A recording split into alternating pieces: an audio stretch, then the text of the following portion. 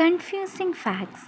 1923 പ്രവർത്തനം ആരംഭിച്ച സ്വരാജ് പാർട്ടിയുടെ സ്ഥാപകർ CR ദാസും മോത്തിലാൽ നെഹ്റുവും. 1934 കോൺഗ്രസ് സോഷ്യലിസ്റ്റ് പാർട്ടി സ്ഥാപിക്കാൻ മുൻകൈയെടുത്തത് ആചാര്യ നരേന്ദ്രദേവും ജയപ്രകാശ് നാരായണും. മദ്രാസ് നഗരത്തിൻ്റെ സ്ഥാപകൻ ഫ്രാൻസിസ് ഡേ ആണ്. ഫ്രാൻസിസ് മാർട്ടിനാണ് പോണ്ടിച്ചേരി സ്ഥാപിച്ചത്. കേരളത്തിലെ ആദ്യത്തെ വനിതാ ഗവർണർ ജ്യോതി വെങ്കിടാചലമാണ്.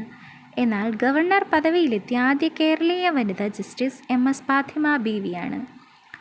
ഓസ്കർ നോമിനേഷൻ നേടിയ ആദ്യ ഇന്ത്യൻ ചിത്രം മദർ ഇന്ത്യയാണ്. ഗുരുവാണ് ഈ പ്രത്യേകതയുള്ള ആദ്യ മലയാള ചിത്രം. ഇന്ത്യയുടെ പൂന്തോട്ട നഗരം എന്നറിയപ്പെടുന്നത് ബാംഗ്ലൂർ ആണ്. ഇന്ത്യയുടെ പൂന്തോട്ടം എന്നറിയപ്പെടുന്നത് കാശ്മീരാണ്.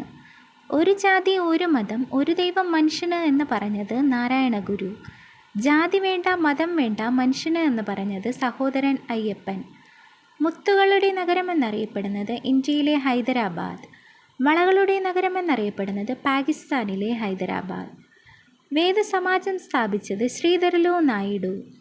ദേവസമാജത്തിൻ്റെ സ്ഥാപകൻ ശിവനാരായൺ അഗ്നിഹോത്രി. ജനസാന്ദ്രത കൂടിയ ഏറ്റവും കൂടിയ ഭൂഖണ്ഡം ഏഷ്യ, കുറഞ്ഞത് ഓസ്ട്രേലിയ.